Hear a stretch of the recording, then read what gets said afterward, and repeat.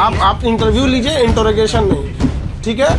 जो आप क्लासरूम की तरह जो इसकी बेसिक ज़रूरतें होती हैं क्लासरूम की, जो सेफ्टी मानक रखे जाते हैं उसको, क्योंकि उसी हिसाब से भी हम लोग भी रखते हैं। बिल्कुल होना चाहिए, मीडिया वाले बिल्कुल सवाल जरूरी है, लेकिन आप लोग की बात एक बात बताइए, आप जो कह रहे हैं अहंकार से भरे, आप लोग बोलिए कि ये घटना जब होती है तब आप लोग ऐसे दौड़ जाते हैं। जितने ऑफिसर सामने हैं लोग सारी चीजें बता देंगे। आप लोग जो मीडिया वाले लोग हैं, आप लोग अपना कोई सवाल है तो आप पूछिए। 3 रास्ते हैं निकलने के लिए, हालांकि 2 एग्जिट होना चाहिए, हम लोग के पास 3 रास्ते हैं, और जो ग्राउंड फ्लोर पे उस पे 6-7 रास्ते हैं। तो जो रास्ता है निकलने के लिए वो पर्याप्त रास्ते हैं यहाँ पर। बाकी आप लोग ने देखा होगा कि 3 रास्ते हैं। मेनली निकलने के लिए पर्याप्त रास्ता रहना चाहिए कि इमरजेंसी के टाइम पे कभी भी क्या होता है ना कि एक अगर रास्ता रहेगा ना तो इमरजेंसी में प्रॉब्लम आती है। तो हम लोगों ने 3, कहीं 5, कहीं 7 इस टाइप के रास्ते रखे हैं। वेंटिलेशन होना चाहिए, वो चीजें तो नजर नहीं आई। थर्मोकॉल का फ्लोर पे इस्तेमाल किया हुआ है, वो चीजें देखिए, वो तो डेंजरस हो सकता है। नाम है खान सर, आप तो बहुत बड़े नाम है, काफी पैसा कमाया होगा, फिर भी ऐसी व्यवस्था हम अवेलेबल करा देंगे। आपको नहीं लगता है कि थोड़ा और दुरुस्त करना चाहिए? आप लोग अपना इंफ्रास्ट्रक्चर आप लोग उसको महल की तरह सोचिएगा तो क्लासरूम और महल में अंतर होता है। महल जैसा पैसा भी तो लेते होंगे आप पहले पता करके आइएगा कितने पैसे लिए जाते हैं, ठीक है। आप इंटरव्यू लीजिए, इंटरोगेशन नहीं, ठीक है। जो आप क्लासरूम की तरह जो इसकी बेसिक ज़रूरतें होती हैं क्लासरूम की, जो सेफ्टी मानक रखे जाते हैं उसको, क्योंकि उसी हिसाब से भी हम लोग भी रखते हैं वहाँ पे। इंटरोगेशन में नहीं कर रहा हूँ, ठीक है सर, हम आपकी बात समझ रहे हैं। मैं समझ रहा हूँ कि आप अहंकार में लबालब हैं, बोल रहे हैं कि इंटरोगेशन, लेकिन सवाल तो बन रहा है ना कि दिल्ली में हादसा हुआ, 3 बच्चे मारे गए। लगता नहीं है कि जरूरी नहीं है, क्या आपको लगता है? बिल्कुल होना चाहिए, मीडिया वाले बिल्कुल सवाल जरूरी है, लेकिन आप लोग की बात एक बात बताइए, आप जो कह रहे हैं अहंकार से भरे, आप लोग बोलिए कि ये घटना जब होती है तब आप लोग ऐसे दौड़ जाते हैं। आप लोग की भी रिस्पॉन्सिबिलिटी बनती है। एक बार दिल्ली में घटना से पहले आप पाइप चेक करने आप लोग की टीम गई थी, वो अचानक तो पाइप नहीं टूटा होगा।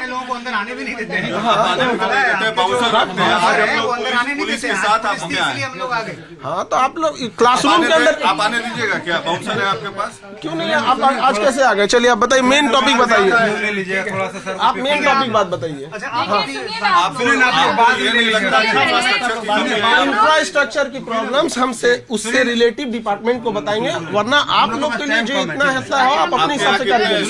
स्ट्रेंथ क्या है स्टूडेंट्स का यहाँ पे? वो हम जितने ऑफिसर सामने हैं लोग सारी चीजें बता देंगे। आप लोग जो मीडिया वाले लोग हैं, आप लोग अपना कोई सवाल है तो आप पूछिए, आप ऐसे एकदम लगा दें। दिल्ली की घटना के बाद बिहार में भी आप देखिए, पटना में किस तरह से कोचिंग इंस्टीट्यूट पर जो कार्रवाई जो है वो यहाँ पर प्रशासन की तरफ से हो रही है। प्रशासन के तमाम लोग जो यहाँ पर एसडीओ हैं, साथ ही साथ और भी पुलिस प्रशासन के लोग हैं, वो यहाँ पर कोचिंग जो इंस्टीट्यूट है वहाँ जाकर देख रहे हैं, वहाँ पर क्या व्यवस्था है, किस तरह की स्थिति है, वो यहाँ पर देखने की कोशिश हो रही है।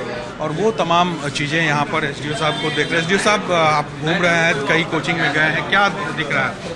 हम लोग अलग अलग पॉइंट पे हम जांच कर रहे हैं, जैसे कि स्टूडेंट सेफ्टी इसमें मेन चीज़ है।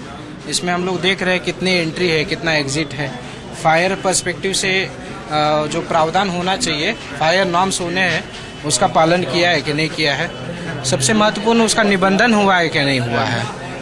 तो इसी पॉइंट पे हम लोग जांच कर रहे हैं। अभी जिस तरह से आप घूम रहे हैं, तो क्या यहाँ फायर सेफ्टी को ध्यान में रखा गया है? कोई व्यवस्था दिख रही है? तो इन्होंने तो 2023 तक इन्होंने फायर सर्टिफिकेट हमको दिखाया है। उसके आगे का इनका कहना है कि इन्होंने अप्लाई किया है, तो इसको हम लोग कुछ समय 1-2 दिन का समय दे के हम लोग बुलाएंगे उनको, और जो भी उनके कागज़ है अगर वहाँ अप्लाई किया है तो उसका हम लोगों को रिसीविंग वगैरह दे देंगे।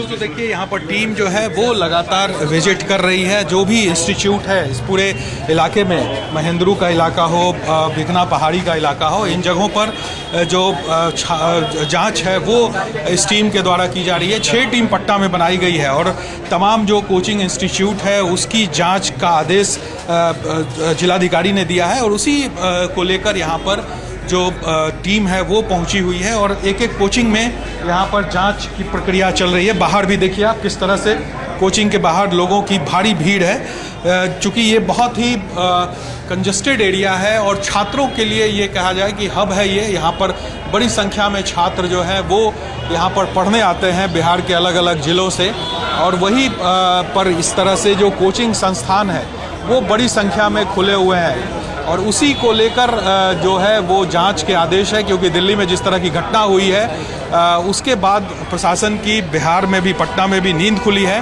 और अब प्रशासन के तरफ से कार्रवाई की जो है वो कोशिश यहाँ पर चल रही है। तमाम जगहों पर जाकर इंस्टीट्यूट की जांच हो रही है। जांच में तमाम कागजात देखे जा रहे हैं, चाहे वो रजिस्ट्रेशन का कागजात हो या फिर फायर सेफ्टी का हो, तमाम चीज़ें यहाँ पर प्रशासन के तरफ से देखी जा रही है। और जिन लोगों के पास ये नहीं है उनको जल्द से जल्द उस अपने तमाम कागजात एसडीओ ऑफिस में जमा करने की बात कही जा रही है, नहीं तो फिर इस पर कड़ी कार्रवाई जो है वो प्रशासन के तरफ से की जाएगी। और देखिए आप प्रशासन के तमाम लोग जगह जगह घूम के एक एक कोचिंग संस्थान में यहाँ पर कार्रवाई जो है वो यहाँ पर कर रहे हैं। यहाँ पर देखिए किस तरह से यहाँ पर देखिए बहुत से छात्र हैं। तुम लोग यहाँ पे पढ़ाई करते हो?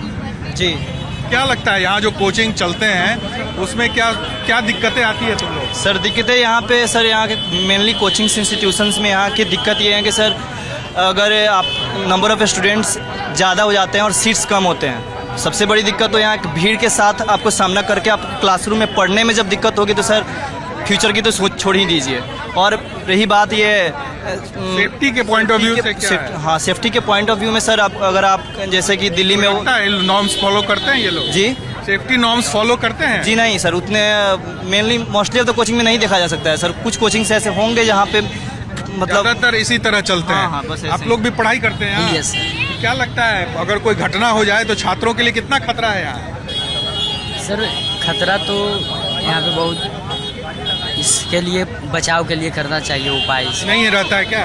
नहीं, उपाय है, थोड़ा व्यवस्था करना चाहिए। पूरी तरह से नहीं है ये व्यवस्था। अब देखिए यहाँ पर बड़ी संख्या में छात्र भी, चूँकि ये पूरा जो एरिया है वो छात्रों का इलाका है, तो ऐसे में छात्र जो है वो बड़ी संख्या में यहाँ पर पहुँचे हैं, चूँकि जांच चल रही है और जांच में ये तमाम लोग यहाँ पर देखने भी पहुँचे। तो अब देखना होगा कि प्रशासन किस तरह की कार्रवाई करती है, क्योंकि ये पूरा जो आप देखे हैं इलाका ये कोचिंग इंस्टीट्यूट का हब माना जाता है। बड़ी संख्या में यहाँ पर कोचिंग इंस्टीट्यूट्स है, छात्र यहाँ पर बड़ी संख्या में पढ़ने आते हैं और उन छात्रों को यहाँ पर किस तरह की दिक्कतें होती है। देखिए यहाँ कई और छात्र हैं। आप लोग पढ़ाई कर रहे हैं, यहीं पढ़ते हैं?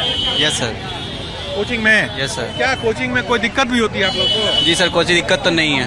जो सिक्योरिटी पॉइंट ऑफ व्यू से सारा नॉर्म्स फॉलो होता है यहाँ? यस सर, सारा नॉर्म्स फॉलो होता है। अभी तो यहाँ भी गए, कुछ नहीं था यहाँ। सर यहाँ पे तो सारा चीज़, हम लोग एक बेंच में 150 स्टूडेंट बैठते हैं। 150 स्टूडेंट को बैठने का सही जगह है, सही आराम है। फायर के लिए कोई व्यवस्था नहीं है, आग लग जाएगा तो क्या करेंगे सर? वो सब तमाम दिक्कतें हैं। देखिए छात्र हैं, छात्र यहाँ पर आते हैं अपना भविष्य बनाने के लिए, लेकिन जिस तरह से यहाँ पर माहौल रहता है वो बड़ा सवाल खड़ा करता है। अब देखना होगा कि प्रशासन इन कोचिंग माफियाओं के खिलाफ किस तरह से कार्रवाई करता है, या फिर ये जो जांच पड़ताल है प्रशासन की ये सिर्फ ढाक के 3 पात है। कैमरा पर्सन मुस्तफा के साथ साकेत कुमार, टाइम्स नाउ ना भारत, पटना।